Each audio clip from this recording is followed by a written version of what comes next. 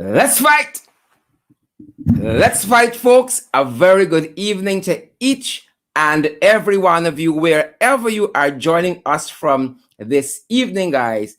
Let's fight and welcome in the ring. Welcome in the ring, guys. Welcome to each and every one of you. We got to fight. Let's fight, folks. We got to fight. And we were just holding things there in suspense for you guys, just a little bit. Just a little. Some of you wondering what's happening. Some of you saying like In the Ring is not coming on this evening at all. Some of you are wondering what is happening. But folks, we are ready to go. We have our guests already in the studio. And again, we are ready to go at our end, guys. Great to see each and every one of you, wherever you guys are joining us from this evening. It is great to see all of you guys who are here with us. And we're just ensuring that we have everything in place. Because when we start, guys, we ain't stopping, we ain't slowing down. So welcome in the ring to each and every one of you. And we're so happy. We are so happy that you guys are with us, that so many of you miss us. So many of you can't get enough of what is happening, guys. And we're grateful. We're going to wait for you guys to come on. We're going to wait for you guys to assemble. Again, we are very, very happy that all of you guys are here, wherever you are joining us from, at home, here in Guyana, in the diaspora, around the world, wherever you guys are joining us from this evening. Let's fight, folks. Let's fight. And I want to give a shout out to some very special people this evening. Some very special people, folks. I was in Dartmouth today. I have my guest in the green room backstage waiting to come on. He's going to be on with us in just a little bit. But I want to start this evening by giving a shout out to some loyal fans. I see Trevor, is it McDerby? McDerby from the Lotto Man from Riverview. The Lotto Man from Riverview, La Penitence. Good to see you there, Trevor, you and your entire family. Great to have you guys on board with us. Great to see you guys. Great to have you guys join us each and every night. Again, this is Trevor McDerby. I hope I'm calling this surname correctly. It's the Lotto Man from Riverview. Good night to you and the family, Trevor, and the entire community there at Riverview, La Penitence. A special good night also to all the folks on the Essequibo coast, especially Dartmouth Village there, the Dartmouth community. Thanks for your hospitality today. And also a shout out to all the folks there at Sandhill. All the folks there at Sandhill in Essequibo. Good to have been with you guys this afternoon. Good to have been with you guys this afternoon. Looking at that road situation there, folks. Folks, some names calling. Irfan, your name calling in Dartmouth. Your name calling. And Indar. Your name is calling as well, Indar.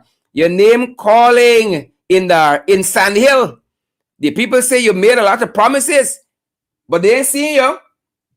The people say you give them your phone number, but they ain't hearing from you.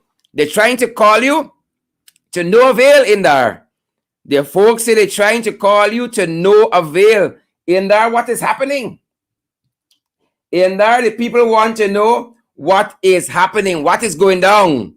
That's what the people want to know this evening. What is going down in there? They say you make a lot of promises, but they ain't hear from you in a long time. That road there is in a bad state. And the people from Sandhill there in Essequibo, they aren't having it. They aren't having it at all. They say the road is in a bad state. Folks, we're going to get through some of the hot topics, and we're going to have Mr. Khemraj Ramjattan, the leader of the Alliance for Change and also a member of Parliament, the Honorable Khemraj Ramjattan. He's going to be with us in just a couple of minutes, but I want to get through some of these hot topics. So I say to my guests, sir, please stand by. We're going to have you in just a little bit. Let us get through these hot topics, and so we can set the scene for the kinds of questions we're going to ask Khemraj. Again, I say to you folks, we were in the Essequibo coast today. We were in the Dartmouth community there, that grieving family, the Bostons there. We were able to, this is the opposition MPs, we were able to reach with the family there and, to share in that time of grief. The God book says we must mourn with those who mourn. We must joy with those who are joyful. And we were there and asking for justice. Justice folks, let me correct myself because I'm hearing my thoughts. And that was the Sandpit Road on the Neeming on the Essequibo coast. Again, it was so great to have all of those folks there join us in that area. Folks who spoke about their concerns in terms of what is happening there in the terrible state of that road. In there again, your name Colin. In there, your name Colin. And it's not in a good way. It is not in a good way. In there, we got to fight you if we got to fight you. That is it. We're going to fight you if we got to fight you. Again, folks, so good to see so many of you. So good to see so many of you. And again, all of the folks who join us night after night. Night after night. Again, the program is what it is because of you guys. Right, Robin? Robin Ryan, Yasmin Henry, Denise Williams, Winston Henry, Highly Favor, Elderly Gilbert, Denise London Welchman, all the regulars. Margaret Nelson, good to see you, Margaret. Ingrid Pearson, good to see Ingrid. Claire Capel, Vanessa De Silva, Veronica Primo Rollins, and I see Ariel Abrams. Good to see so many of you folks joining the live stream this evening. Folks, you know what you gotta do when you come on this live stream. And folks, let me give a special shout out to Auntie Sandra. And not only Auntie Sandra, I want to give a special shout out to all the folks who is be fighting in the comment section. All the folks who are usually fighting in the comment section. So there's the fighting in the ring, and there's the Pashwe ringside. So I want to give a special shout out. So Ringsiders, assemble in the comment section. You got to fight these jagabats. You got to fight these jagabats in that comment section. We want to see those emojis. We want to see those emojis. We know it's different levels of fight happening. And we got to fight these trenches in the comments. We got to fight the crosses. We got to fight the jagabats. Fight them. Assemble Ringsiders in the trenches. The trenches is the comment sections. You got to fight them. God knows all my life I've had to fight. I've had to fight. And we got to fight them in the comment section. We want to see those comments. We want to see those comments. We want to see those emojis, folks. We want to see those shares. Wherever you guys are joining us from this evening, Alexis Arthur, wherever you're joining us from, Faye Laundry, wherever you're joining us from, Tamara Isaacs, wherever, Suraj, Hardnarain, good to see you, Marilyn Thomas, wherever you guys are joining us from, whether it is at home here in Guyana or it's around the world, people, we welcome you guys in the ring. And trenches, you got to fight them. Fight them in the comment section there. Don't let them get away with anything. Y'all know the truth, folks. And the truth we know shall set us free, folks. The truth we know shall set us free. The truth we know. Let's fight. Again, folks, welcome in the ring. So good to see so many of you. So good to see so many of you with us this evening. And we want to get right to the hot topics this evening, folks. I don't know about you, but I am ready to go. Redessa Williams, I am ready to go. Trenches, y'all are ready? The trenches ready? The jagabats ready? Ringsiders, we know you guys set. You guys are locked and loaded. Radha Ramkin says present.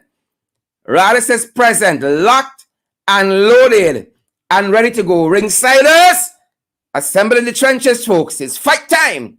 It is fight time. And again, we are so great and so privileged to have all of you guys in the ring with us this evening. It is our privilege. It is indeed our privilege, and we are ready to get to the hot topics.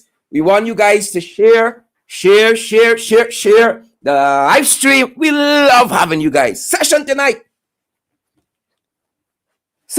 people. Let's get through the hot topics, and then we're going to have our guests. Y'all going to want to share the live stream tonight. It's Pashwe. We know it's Thursday, but it's Pashwe, folks. And in the hot topics tonight, you know what we're starting with? You guys know what we're starting with in the hot topics tonight?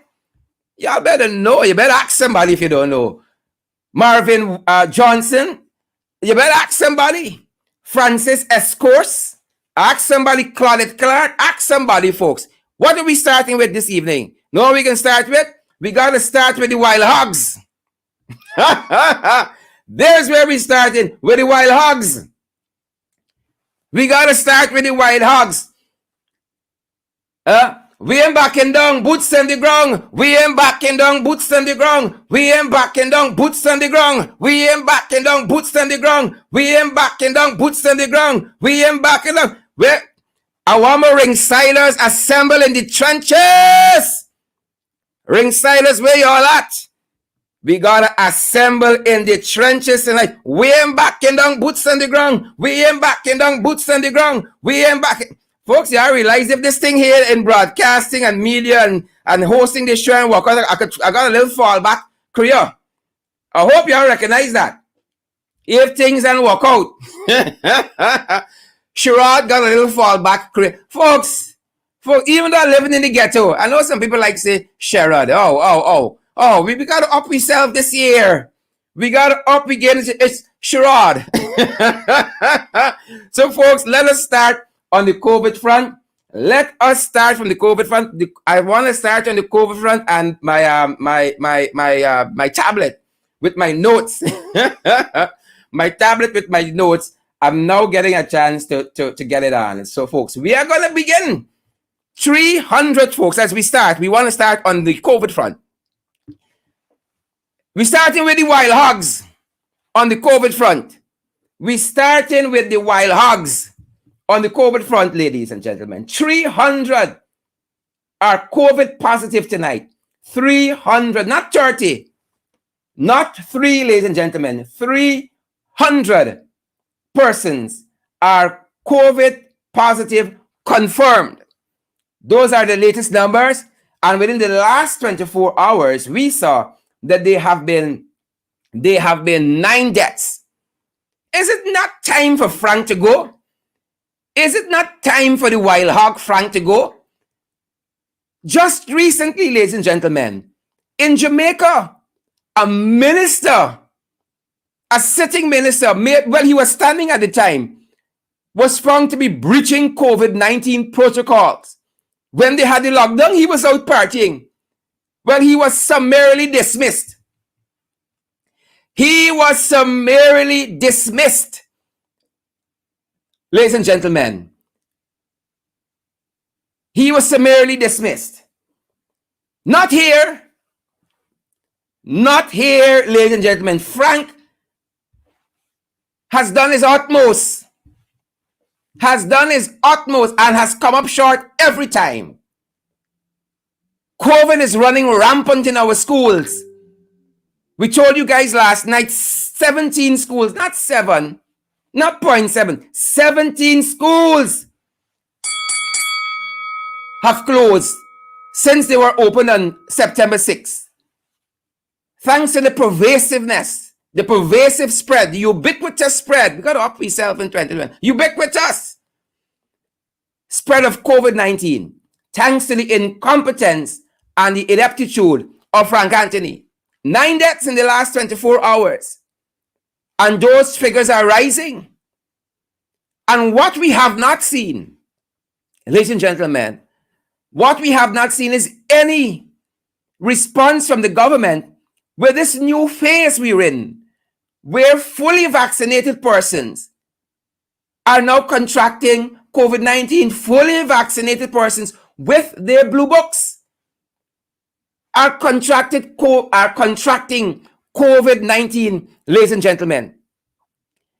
That being said, so as Frank was incompetently trying to tackle COVID-19 on the health front, Priya, she ain't tackling COVID-19 in the school system. Not this boar hog. Not this wild hog that we can tame. And we can tame Frank. And we can tame Priya. We can tame them. And they can work right. Or we can get them out. So we saw today, Priya was promising protection to the teachers. Priya was promising protection, ladies and gentlemen, to the teachers. And this is what the quote read. Attributed to the Honorable Minister, the installed Minister of Education, Priya Malikchan. The Ministry of Education is making it clear to teachers who do not want to participate in strike action that they cannot and will not be punished, and that the ministry will guarantee their protection. So Priya and the ministry suddenly guaranteeing the protection of teachers who don't want to strike, as though they're under threat. But what was fascinating to me, ladies and gentlemen, at home here in Guyana and around the world, what was fascinating to me is that the Women's Progressive Organization just this morning released a statement. Remember, this is the era of statements.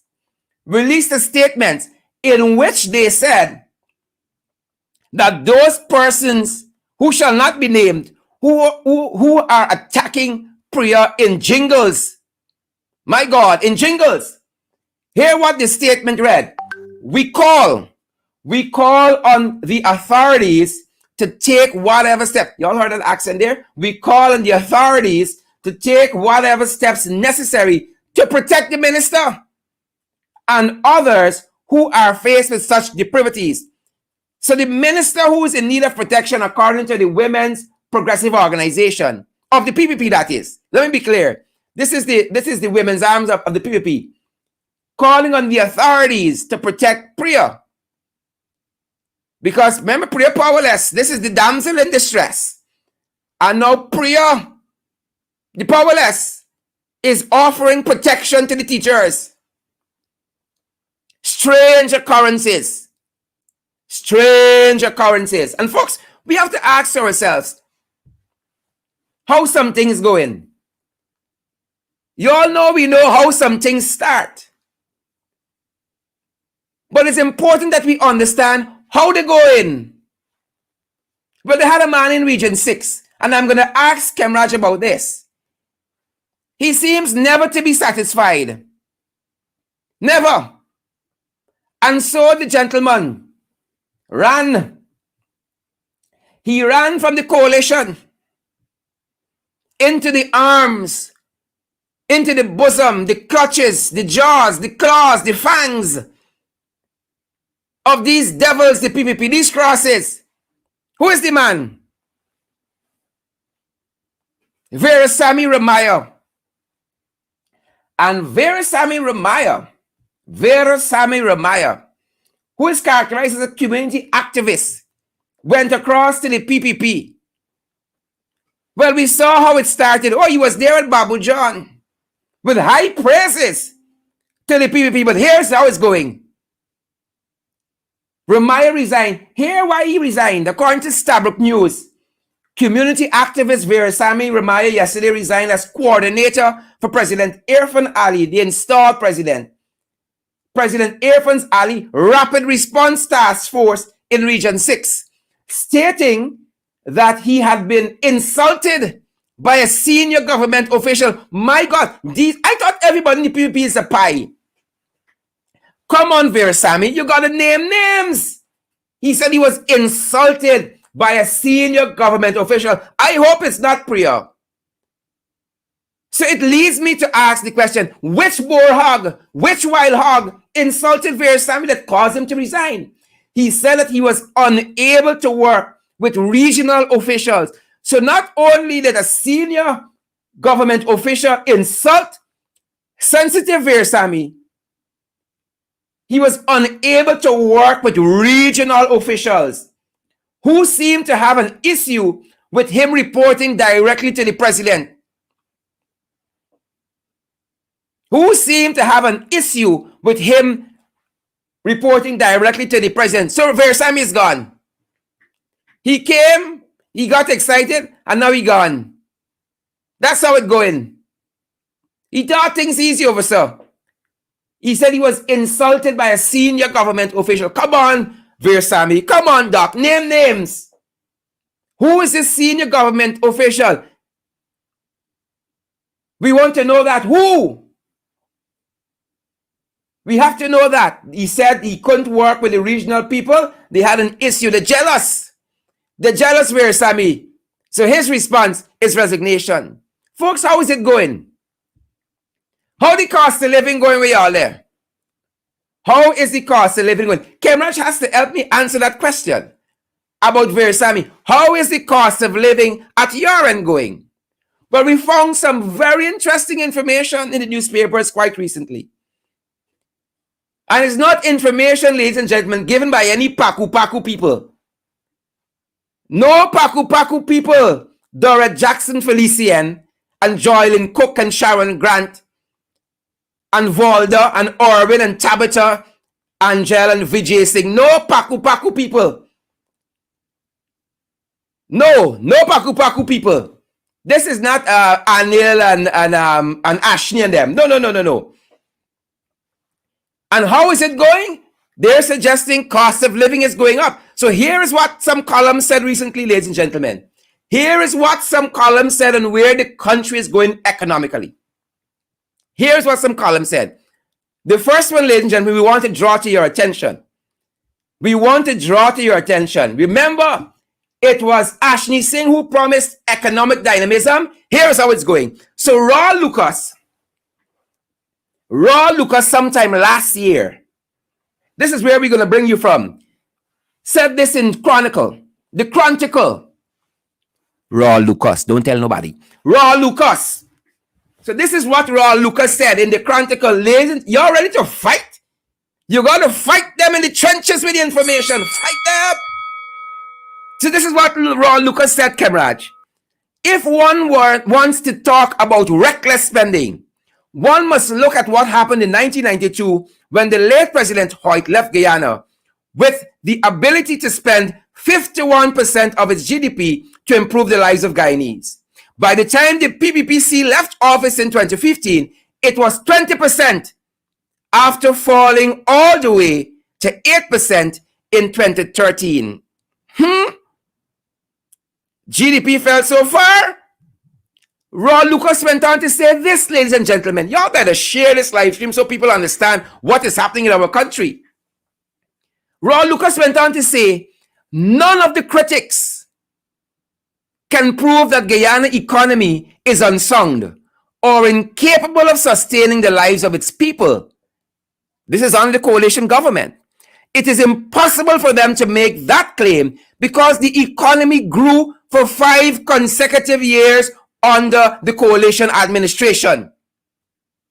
Lucas went on to state, if one were to look back at the first term of the Jagdeo administration, 2001 to 2005, one would see that the economy contracted on several occasions, and the best growth rate on the Jagdeo first term was below the lowest growth rate under the Granger administration. So that was Rawle Lucas early last year. But folks, it didn't finish there. I don't want to leave you all with Rawle. This is what the economist Tarron Khemraj said quite recently, and I know that my guest is going to find this fascinating. This is what the economist said quite recently, ladies and gentlemen. And he is writing for Starbuck News. So Khemraj said this in Starbuck News, ladies and gentlemen. I want to share it with you because it tells us where we are under this installed administration. And so the header for the column, Political Product Differentiation, a Divergence of Political Ideology and Practice in Guyana. And this is what the historian Tarron Khemraj said in Starbuck News recently.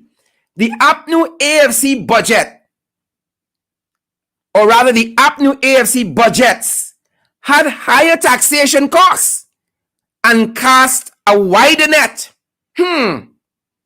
The private sector bodies, not all private sector bodies, or rather not all private sector businesses, opposed these taxes. Not all, according to the economist Dr. Tarron Khemraj. He said not all the businesses oppose the higher taxes. Higher taxation, tax cuts, and pro-business concessions result in the redistribution of wealth. Again, higher taxation, tax cuts, and pro-business concession result in what? Redistribution of wealth. Khemraj goes on. The APNU AFC was redistributing from the top income earners to the middle and low income earners, particularly for paying for the growing civil service. So what did APNU AFC did in 5 years according to economist Dr. Tarron Khemraj? The APNU AFC was redistributing wealth from the top income earners to the middle and low income earners, particularly for paying for the growing civil service. Trenchies, y'all hearing this? Jagabats, y'all hearing this? Khemraj didn't stop there. Tarron Khemraj, that is, the economist. Here is what he said finally. He said, on the other hand, the PPPC cuts business taxation, including providing generous incentives, thereby increasing the income shares of the already well-off, and in the process, most likely furthering income inequality. We got to get a whole show just to break that down for you. It means that there's only a few at the top earning big money under the Jagdeo Ali administration. And y'all want to find out why things tough. Y'all want to ask yourselves why things are tight. Take a read of that article. That column published in the Starbuck News. It was published on September 5th. And again, the title of that article, the header for that article is Political Product Differentiation, a Divergence of Political Ideology and Practice in Guyana. And folks, we come to fight, but we fighting with facts. And if you don't like it, put it in your pipe and smoke it. We want to turn our attention, ladies and gentlemen, to law and order. Law and order. And we want to revisit what is happening as it concerns law and order in our country. Just last evening, we told you that Orin Boston was shot. He was the Dartmouth Essequiban businessman who was shot by members of the Guyana police force. He was shot again by members of the Guyana police force. And by now, we would have walked you through on at least 2 occasions of all of the gunning downs we have had since the PPP has come into office.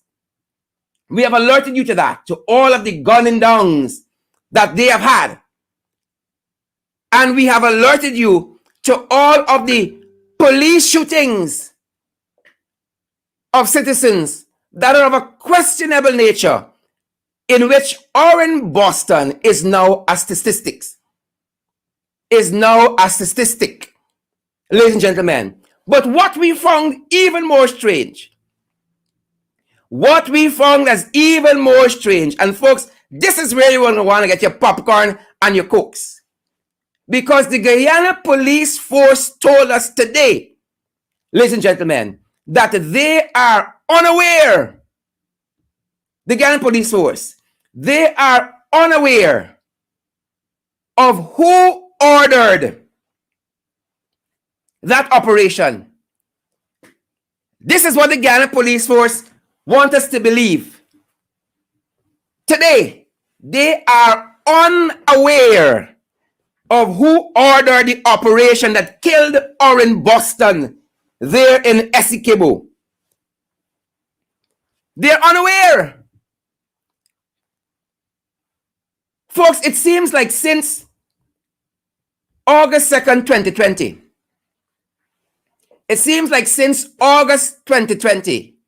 August 2nd, 2020, all hell is breaking loose in the Guyana police force. That is the way it seems. All hell is breaking loose in the Guyana police force. They would have us believe, ladies and gentlemen, and y'all better share the live stream, that they are unaware who ordered the operations. That's what the Commissioner of Police, Nigel Hoppy, acting, will want us to believe this evening. Let us show you some of what has transpired in the Guyana Police Force since August 2nd, 2021. The police force election, the police association election happened, and their accusations of rigging in the Guyana Police Force elections. Their accusations of rigging. The Caribbean Police Force Association said they are not recognizing those persons who are elected. There was a first round of elections, and then the Commissioner of Police canceled those persons who were elected and asked for fresh elections the same day. The same day. So the police force, the police association elections, their accusation that it was riddled with fraud. Number two, the firing of the police force chaplain for a prayer. Reverend Patrick Dulichan fired for a prayer. The interference in the Police Service Commission. The interference of the president in the Police Service Commission's work. The interference of the president in the Police Service Commission's work. Here is what one article read concerning the president's interference. The chairman of that commission, Mr. Paul Slow, said, though not denying he made contact with the chairman, this is according to the article, though not denying that he made contact with the chairman of the Police Service Commission, Paul Slow thrice between September and December 2020, President Ali on May 31st said he never attempted to influence the promotion of certain senior officers. Paul Slow felt it was political interference. 300 million missing from the Guyana Police Force. 300 million missing from the Guyana Police Force. And there are investigations continuing where that is concerned. And then you had the Faisal Karimbash report, or Faisal Karimbash report. You have that report into sexual misconduct of the senior superintendent of police. Senior superintendent of police, in which the report says, the report titled Alleged Breaches of Discipline, and the report was done to the Police Service Commission. It revealed, according to the report, and I quote, there was not enough evidence presented to disprove or discredit the allegations against the senior superintendent that two female police trainees found his behavior towards them was of a sexual nature. All this is under a year. And then they took the Police Service Commission to court to try to block the promotion. Auntie Roxanne wasn't having it. Auntie Roxanne tried the case, and she said that the Police Service Commission's list, the Police Service Commission list, is legal and valid. That's what Auntie Roxanne said. But here is what she said about one of the people who brought this matter to the court. One acting Deputy Commissioner Calvin Brutus. Auntie Roxanne said the acting Deputy Commissioner Calvin Brutus had written self-serving letters against several of his colleagues. Self-serving letters against several of his colleagues. And more so, there was a paucity of evidence. All of that. And now the Guyana Police Force telling us that they do not know who ordered.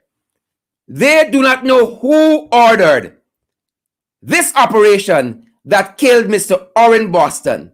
And ladies and gentlemen, there is where I want to pick up my discussion this evening with the former Minister of Public Security, that ministry that has been renamed Ministry of what? Home Affairs, former Public Security, and the Member of Parliament, Mr. Khemraj Ramjattan. Sir, a very good evening to you. Thank you very much, Sherrod. I'm glad to be here to speak on, as you entitled it, law and order and to give my impressions as to what's happening in that police force, having left it in a state of ascendancy, as it were, and now seeing, literally, in my opinion, I have given an opinion about 2 weeks ago, and I have to now say that just after 2 weeks, trying to find some salvaging of the police force, must say now that it is bloody well collapsing. Yeah. And this rotten kind of things happening, I must say, is doing huge damage to its reputation that we built back from the 2015 to 2020 period. And there are lots of events. You have outlined a number of them there, which have created in the minds of the public that this is not a police force to trust. And of course, the most recent one being that big event in Essequibo, which you visited today, along with Juretta from the AFC and I think it's Ricky. Ricky was very there, much for and doing several that. of our, But I several of our understand that there are colleagues. other new members too. Yes, correct. that went with Several you. of them Yes. as well. Khemraj, let's start our discussion from where we are currently. In what bizarre universe you have 12 heavily armed members of a tactical service unit, heavy armed members of a tactical service unit that go out in this manner? I want to get the name of the unit as it was quoted to us last evening, and perform this kind of operation. Let me get that. The SWAT Yes, team. they said they were the Special Weapons and Tactics Unit team, consisting of 1 officer and 11 ranks, deployed Tuesday, September 14 from headquarters, Georgetown. And the Guyana Police Force leadership wants to tell us, Khemraj, that they do not know who ordered this operation, and business goes on under the Ali and Jagdeo regime. Madness. Your thoughts? Well, that is another piece of misconduct, which is terrifying, because if the top leadership, inclusive of the commissioner acting, cannot say who it is that has done this thing or arranged that we have the team go out there and do it in such a manner, well, then we are in really, really dire a position. As I said, it is rotting from inside, severe rotting from inside, and it is demoralizing too when you're going to have all of these things happening, and members of the public is going to also have no respect for the police force. We try to build community relations. I think when they are saying that they do not have any idea as to who ordered this, they're trying to cover up for some senior officer up there or in Georgetown, or they're trying to cover up for political interference, because it could very well be that. And it is creating more suspicions on the part of members of the public and even political leaders like myself and other senior politicians. How come the senior leadership of the police force in Georgetown, after 24 hours and more, can't say who ordered that? And you had there an inspector. I understand there was an inspector from Sodi Station. You had a sergeant. I know the names of a couple of these people, and they must have asked their senior ranks there, or senior officers there, who is it that is allowing this to happen and where it is coming from. So it is not nice to hear that they cannot state to the public after 24 hours who arranged this and who, did this thing in this dastardly way, violating all the human rights of people. And I want to bring to you that this thing was a rampaging night, because it was not only Orin Boston's house that this thing happened. I got Talk two to other us. clients, Brad De Silva and Orin Clark from on the naming. Lot 17, phase 2 on the naming. And they live in a house there, ordinary people.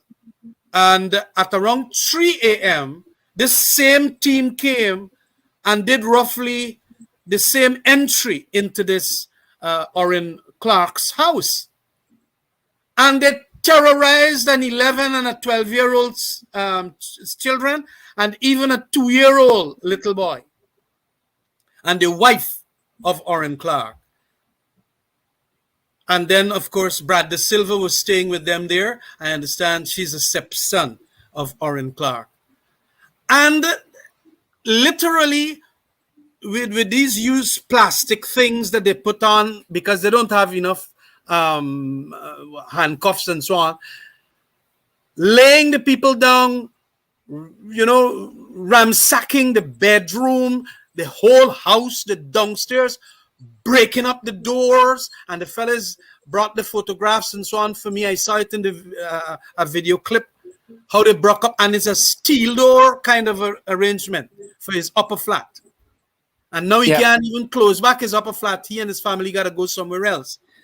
Now, what in the hell is wrong with policemen? And they said it is about 15 SWAT members, SWAT, and about 6 regular cops, the detectives from Anna Regina and our Soddy police station that were part of this team. And this is what they did. They traumatized the children. Then they pick up the Amerindian fella, Brad De Silva, who was living there, and decided to hold him, indicating that he will know something about some murder. Now, why when why when you do these things, you didn't arrange that? Okay, if I want to arrest Brad, a fellow working ordinarily in Essequibo there on the naming area, you do that in the next morning or early in the daytime. You come and you arrest people. Khemraj, I don't know what the police was doing. Sorry about that. Yesterday was the International Day of Democracy, and the installed President Irfan Ali extolled all the virtues of his government where democracy is concerned, and all his aspersions about rigged elections and all manner of contrived and revisionist history. That being said, a proper functioning police force has to be part and parcel of a democratic regime. And a police force that doesn't understand or don't know how 12 highly armed men, armed to the teeth, could leave headquarters Georgetown, travel all of those miles to Essequibo, kill a civilian, and they don't know. It is mind-boggling to me. And that Ali could talk with a straight face about democracy flourishing on his administration. Well, I want you to understand that the PPP, and I know them very well, coming from the belly of the beast, are control freaks. They're Stalinist in their mentality. That is why I'm not ruling out the option of political interference as being one of the things that caused those policemen to be there. They bypass the ordinary leadership of the police force, Nigel Happy and all of them, and they gone and they do their own thing by telling some of the people on the ground who might be policemen that support the PPP, do the hell you want to do there to ensure that these things get done and people get caught and so on. And that is the kind of the Stalinism that we see, the control freakism of the PPP. And, this is terrible what has happened. So to your question, what it is all about, it has to do nothing. The PPP is not democratic. I made a comment recently. The PPP only want to feel, and it for a long time, that winning elections is democracy. Winning elections is the starting point. Okay, and they've won it. They got a presidency. They got everything they want. What want us to bow down now and say y'all are legal? All right, well, we have our caveats and the litigation in court and so on. But notwithstanding that, they are in government. What you do after that is good governance. You ensure that the police force is professional. You don't let the police force go and do crazy things as they're doing. And you do not allow political interference, because undoubtedly, now that you're getting from the Commissioner of Police that they don't know what happened, do not rule out that it might very well be true, although I've indicated that it's hardly likely that somebody got to account for who gave them the instructions. And it could be political interference, now that the leadership of the police force is saying so. So they only know about what democracy's first principle is, periodic free, fair elections. They got there. Now they know nothing about good governance. All those things that you mentioned, how they treated the elections of the police service association, the police association, and so on. And they have what is called a motive for that. The motive is because it is a police association that will have to make some recommendations for one member in the police service commission. And it's a recommendee from the police association. So they want their own members who are going to head that police association, so that they're going to make a kind of an agent of theirs, the member, as one of the members in that 5-man committee. And then that is one of the reasons that they arrange that elections that way. Control freaks again, not being democratic. And you can get Irfan Ali. He's still supposed to show us his first degree.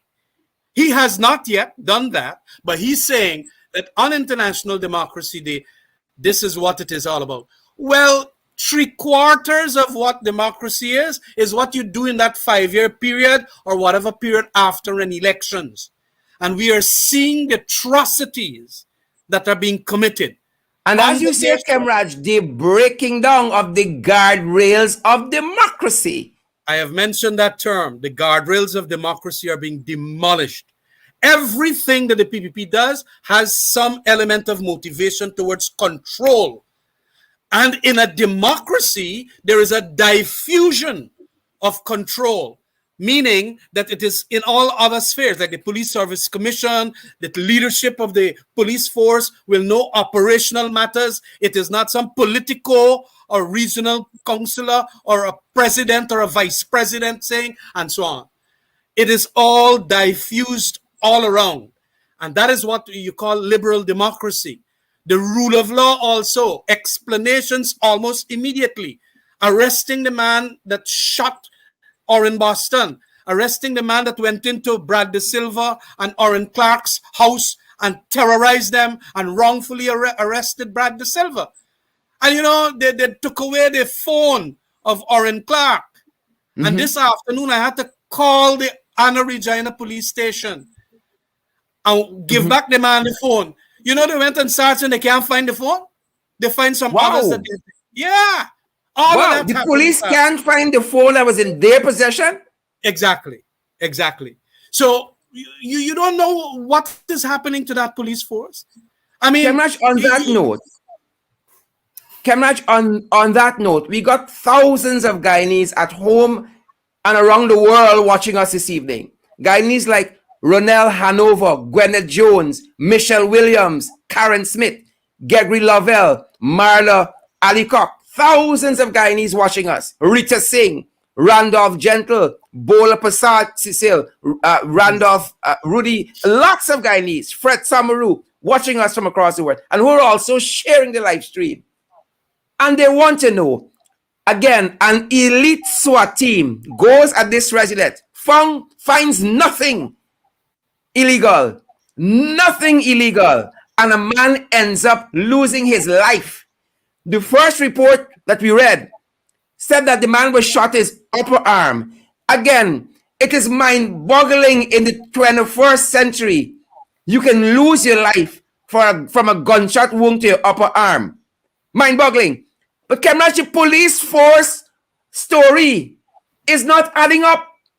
It's changing. Listen to one report. This is News Source. Sources familiar with the post-mortem report told News Source that the examination found that the bullet that took the businessman's life entered his body from the left side and traveled to the right side of his body, becoming lodged. No, it is one big cover up. Look, Sharad, there is nothing in my mind now. And that is why within that 24-hour period there, my estimation of the reputation of that police force is gone now. Because they're trying to cover up. And it was a beautiful statement made by Nigel Hughes this yesterday or today, which indicated that the blood is on the mattress. You know, they were trying to say that the man was shot outside. Yeah, yeah. Is on the mattress. He was and his confronting wife them. gave a statement. Yes. His wife gave a corroborating statement that it was on the bed that the man was shot, and she thought that she was next. And that is what they did at the home of Orin Clark. They broke down the door and went into the man's bedroom too. And this is, I can't understand what kind of rampaging disorder went in, I mean, it is crazy. And I'm not finding the words, the most reprehensible conduct of the police. And then to cover it up, and then to get the leadership saying that we know what happened here. Within a couple of hours, generally you get from that kind of police force have been trained. We did so much training out of England. So many in this British security sector reform, all have gone now. And it is all because the PPP wants control. When they couldn't get the control, they arranged, as they said, regional task force. Probably this is the SWAT team here, is their regional task force, if indeed. That is what I'm coming to. The regional task force security team. $700 million they allocated, and they don't want to answer the questions. And this kind of policing is the same thing I had prophesied, as it were, that they are going to do a lot of wrong things because they're not going to train people properly to this regional task force. And if it is but part of the regional task force that went in there with all their body armor and this and that and kill her in Boston, well, we had said indeed that is what is going to happen. What you need if you investigate a murder is good detective work. But I heard the detectives stood back and allowed these SWAT teams. They just went to identify the house and so on. And then it's probably ignoramuses you got inside of that SWAT team that did a lot of nonsense. And we now couldn't characterize it better. 24 hours later, we don't know what they were searching for. 24 hours later, we don't know if they had a warrant. 24 hours later, we don't know how they entered the yard, how they entered the house, how they entered the bedroom. 24 hours later, more questions than answer. Khemraj, as the former Minister for Public Security, now the Ministry of Home Affairs, would the minister have to sign off on an operation of that nature? No. Kind of high-level operation. Matters. Well, in my reading and in my administration, I ensured that all operational matters were executed by the Commissioner of Police. You cannot interfere with operational matters.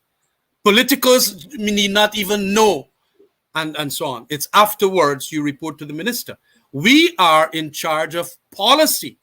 And the policy that was left there was that you have to behave professionally. If you want to enter people compounds, you got to go with search warrants and so on. And that is the policy that they are to abide by. They are not abiding by that now. And the previous houses, because my client Orin Clark and Brad De Silva told me that when they went into the back of that vehicle at 3 o'clock, one of them, went into the back of the vehicle, Brad De Silva, there were already 3 or 4 people there whose houses had been raided too. So there was a big operation on the coast. Boston, and at 4 o'clock in the morning. Then they went to Orin, Boston.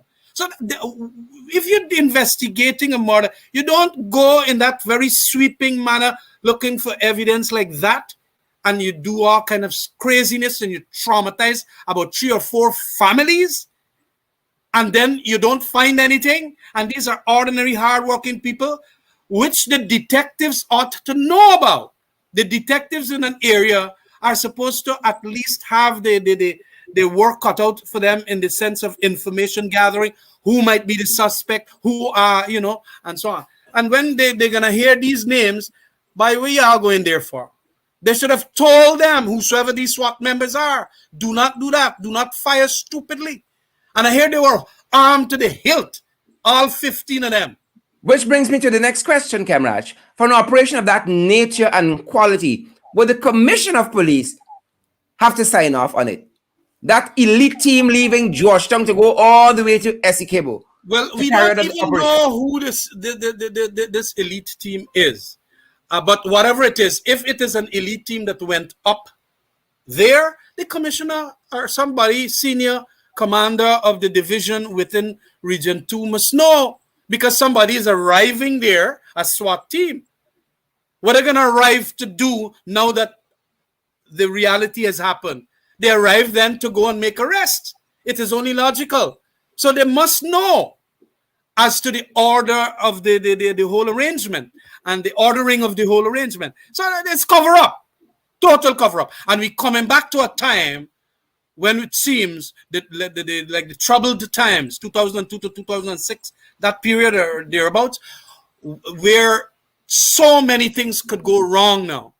And at an international level and at a regional CARICOM level, this kind of thing does tremendous harm, not only for investment, it does harm for also the reputation of people who want to come here in an oil and gas economy now.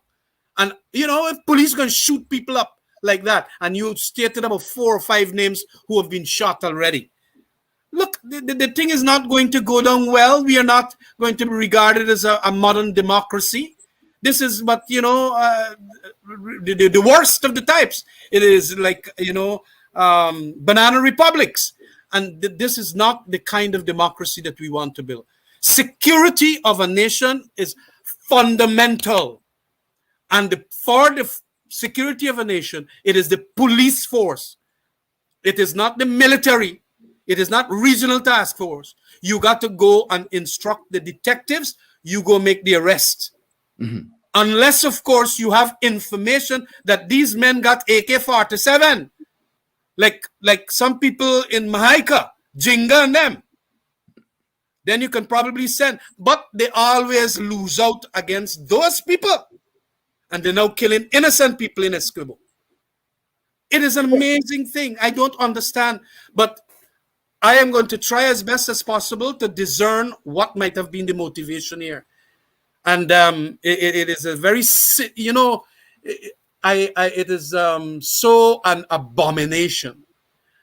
And more as the police, it's better they shut up. Because the more they talk, is more nonsense coming out of their mouths. And it is not right. It is not right. And Khemraj, people now are going to have tremendous difficulties believing anything that they talk about. The community relations in Essequibo have gone to the dogs too. The best police force in the world are those that have a very good relationship with the community. So whenever the crime happens, they go, they tell the police all the information. They even might come up with the suspects and all of that. And this kind of bad relationship is going to create a resentment with the Essequibans and especially the family members and friends of Orin Boston. And that resentment can do harm. And if this thing is going to happen all across Guyana, as we see it happening, I mean, with other incidents ranging from falsely arresting people for powder milk, thinking that it is cocaine. I mean, all those things. Policeman take a tiddle and put them in the tongue. You're going to know if it's numbing the tongue or whatever. You're going to know quickly. As against foreign leaf milk.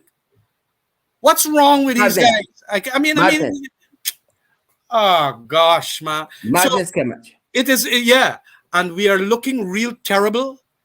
And the politicos, my good friend Ben, will have to make some statement here that is far more trusting. Because he's saying let time and so on, and we're going to investigate and so on. Investigate what?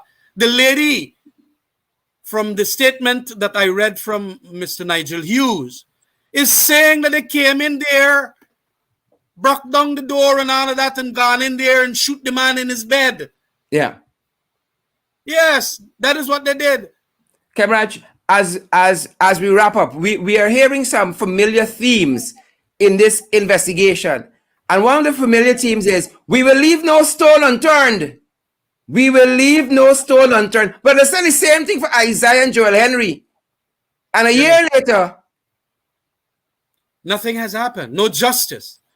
And when there is no justice for the people that have been, slaughtered like this, it redounds to the detriment of those officers and all of them, and the ranks and so on. You got to get justice. And we're waiting for Henry them. No justice yet. They want to cover up that too. And that is what is going to happen here. I think that it is clearly a case of a cover-up happening. And it is no good. Absolutely no good. The other instances where these fellas, I hear they started off about 1 o'clock in the morning. Mm-hmm. Mm-hmm. Yeah, 1 o'clock in the morning, rampaging people's house and so on. Yeah. I gotta verify that from the other fellas. But this is terrible. And then snatching a little girl, an 11-year-old girl, the phone out from the girl hand. And Madness. Then, because they felt that the girl was videoing them with the smartphone. Yeah. And then take the phone away, and now the phone gone. The man want back his phone. Khemraj, but that is de minimis, quite clearly, as to what the police has done here and the harm that they have created. And we're going to get more of this because, as I have said, this administration wants to use the police force as its instrumentality. It is a long-standing thing about the PPP. They got to control all them policemen and direct them and so on. Even though operational rules say you cannot do it that way. But they're going to want to control freakism. Yes. Khemraj, besides stating the obvious, finally, when David Granger, under the APNU AFC-led administration, looked for a commission of police, he said he wanted someone incorruptible. That's it correct. Seems as though when you get the head right, the body followed. And so we saw a different police force. Besides stating the obvious again, why has the complexion of the police force changed in such a short time? Well, again, they as is so self-evident, so very evident by what they did to the Police Service Commission, headed then by Paul Slow. It shows again that the PPP wants the control, and then they want their boys to be at the top. They want people who they feel that they could instruct. And, this is what they want. So you can have instrumentalities that are agents of yours in the police force doing all the work and knowing very well that when they do wrong, they could easily cover up it and so on.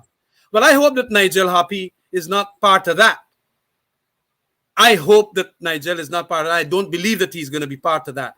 But there are others who are going to be part of that. And that is what the PPP wants.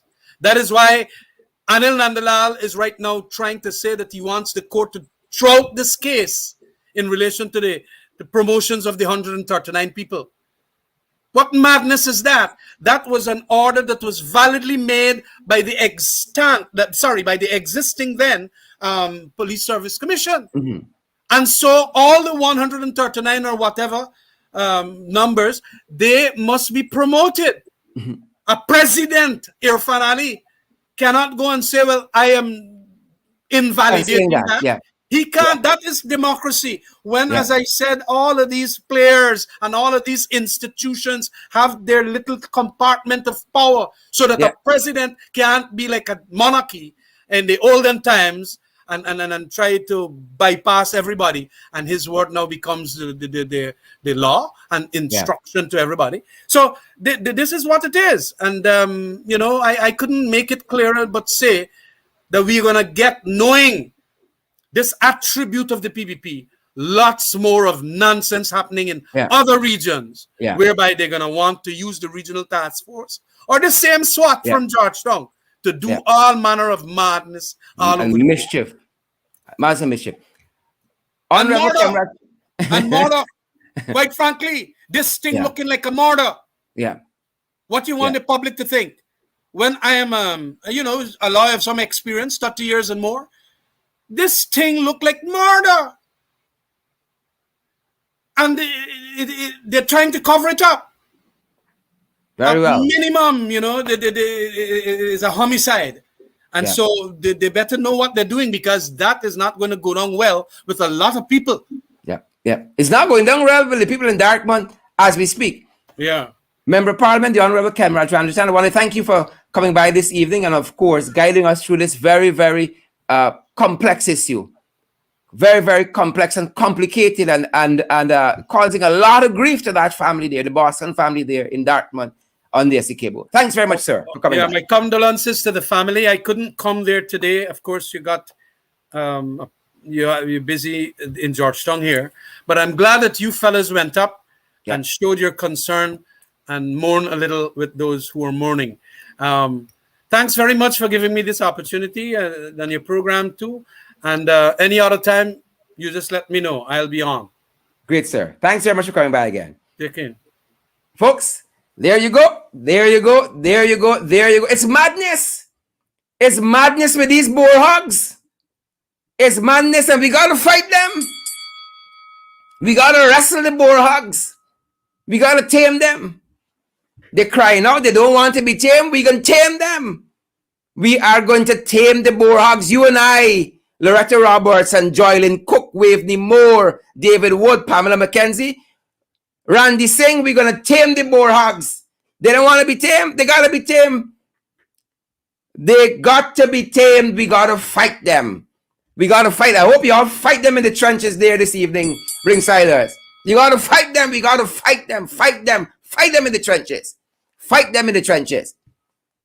Great to see each and every one of you who joined us this evening. I love to hear that bell. Will Felix and David Wood, Alexis Arthur, Shondell Ward. I see Kenrick Verwain, Dennis London, Welchman. All of you guys, I hope you guys took the time to share the live stream. We got to get this information out, folks. Take the time to share the live stream. Take the time to share the live stream. And with that being said, folks, we got to get to our housekeeping. Even though we bypassed it in the beginning of the show, we got to continue to ask you guys to come on board and to partner with us. Help us to fight them. Fight the boar hogs. Fight the boar hogs, the whole pack of them. Father boar hog, mommy boar hog, and all the children. We got to fight them. We got to fight them. And some of the boar hogs barren. So they ain't got no children. Perhaps that's why they ain't got no feeling. We got to fight them. And so partner with us, folks, on a monthly basis. $5 10, 15, 20 US dollars, and help us to build our program, help us to expand, help us to do more on your behalf. Again, at the Cash App platform, it's the $ in the ring 592. The Cash App format and platform is the $ in the ring 592. At PayPal, it's in the ring 592 at gmail.com. At PayPal again, it's in the ring 592 at Gmail. We're also available on the MMG 627-6963, 627-6963. Any information, any queries, any videos, any photographs you have, share it with us also on WhatsApp at 627-6963. And also we're available on MoneyGram. We're also available on Western Union, at Western Union. And again, any queries, 627-6963, any information, any photographs, any videos of anything untoward that is happening, let us know, folks. It was our privilege having you guys in the ring this evening. Thanks for joining us. And as you know, as we do now, I'm going to stick around and give a shout out for some folks. But the rest of you who want to go on to other places and to other shows, you are free to go, folks. Free to go, but go fighting. Share the live stream and go fight in the trenches. Go fight in the boar hogs. Go fight in the wild hogs. Go fight in the crosses. Go fight in the jagabats. We got to fight them. We got to fight them, people. We got to fight them. These jagabats and crosses, a whole pack of them. Soon as they come in, it's one purgatory to the next. One purgatory to the next. As soon as they show up, one nonsense to the next. One nonsense to the next. Not so, Dollar Tasana. Marilyn Seaford, not so. Natasha Dealey. Father Mike. Olive Farrell Chosen, not so. Folks, we got to fight them. We got to fight them. You all stay safe out there, but we got to fight. Unfortunately, that is where we are. You can see things going down like this in the community of Dartmouth, and you can just say, well, there's another one, God. How many more jobs we got to fight? The people of Underneaming, standing up for your rights there concerning that road. You got to fight them. Gavin Holder, Marsha Glasgow, Shamiza, Shakir, Shondell Ward. We got to fight. Unfortunately, this is where we are. This is where we are. So they could try to appease people, and you give out cash grants to the private school and 19,000 to the private school and all of that. All of that. And while you're doing a whole pack of nonsense, y'all heart and clean. Y'all heart and clean. How y'all can see y'all way? Carl Miller, you know it so. George Emerson, you know it so. Gavin DeAndre, you know it so. Wendy Andrews, Erica Hooper, Redessa Williams. Y'all know the thing. Abigail, Othniel Prasad, Othelene Prasad rather, Osman Hodge, Shamir Budram. Good to see all of you folks. Delise, folks, come on board. Come on board and partner with us. You will not be disappointed. Help us to expand what we're doing. Trust us. Trust us with a couple of your dollars, and you're going to see money well spent, folks. Help us to expand. Come on board and partner with us so we can do it bigger and better. We can do it bigger and better. Folks, as you go share the live stream, good to see we have 2,800 of you still watching us. And as I said, folks, those of you who need to go on to other places, heading to work, on a train somewhere in the world, on an Uber cab somewhere, on a bus somewhere in the world, thanks for joining us, each and every one of you, wherever you are. Those of you at home here in Guyana, you're on the job somewhere where you're at home. Some of you, your feet up on your big couch watching your smart television. Good to see each and every one of you guys. Thank you so much for your support. Thank you for your love. Joylyn Cook, you gotta fight them. We gotta fight them, people. We gotta fight them. Alexis Arthur, good to see you there, Alexis.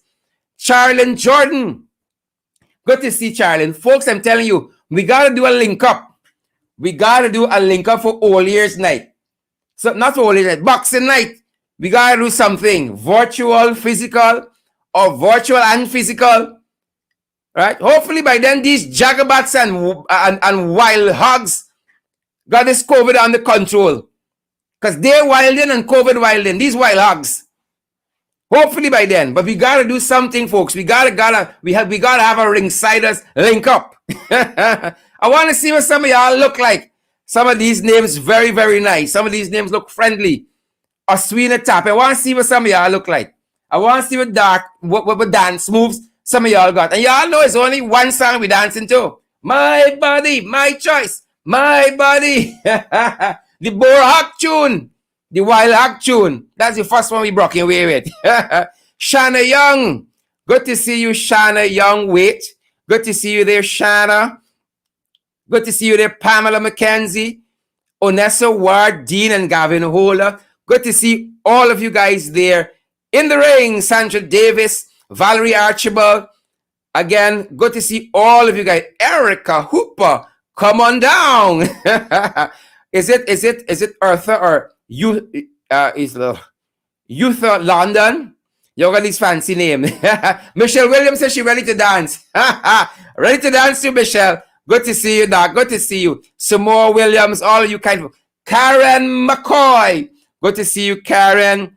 I hope you're related to the other McCoy. I hope so. And even if, I hope you're better than that. Hope he's a better version.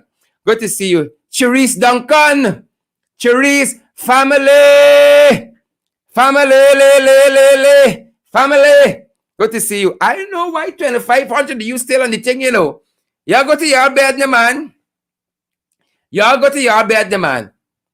I see David Wood asking for the song to play. I don't have it queued up, unfortunately. We don't have it queued up. Vic Joe Shiroda, good to see you. Loretta Roberts, good to see you. Rhonda Lane, good to see you. All of you very kind folk. Ivor Walcott, good to see you. Good to see you. Paul DeAngelo, good to see you. Wills Felix, Anson Marb Lynch, good to see you. Emily Soto, Candy Naleen Inderjeet from Region 6. Good to see you, Candy. Good to see you. Folks, y'all know I went to the States. And hold on on the accent. I got to get my money's worth from it. So when I feel I get my little money's worth, the accent. Y'all know real easy. Good to see you folks. The folks there in Underneaming, SC Cable who watching us. Folks, we love you guys. Thanks for viewing the program. Those folks by the Stelling who gave us a shout out in the ring. The boat drivers, the captains, the conductors. Shout out to all of you guys, all the folks on the Essequibo coast who gave us such a warm reception today. We're so friendly and so kind. Thank you guys. All the folks around the world. I love saying that. Around the world. Good to see you guys. Good to see you guys. Have a fantastic rest of the evening and stay safe, guys. Continue to social distance, wear your mask, sanitize, practice all the COVID-19 protocols that are in place for your health and your safety, that of your friends, family, and loved ones. Thanks very much for joining us, folks. Thanks for joining us. Stay safe. Stay safe.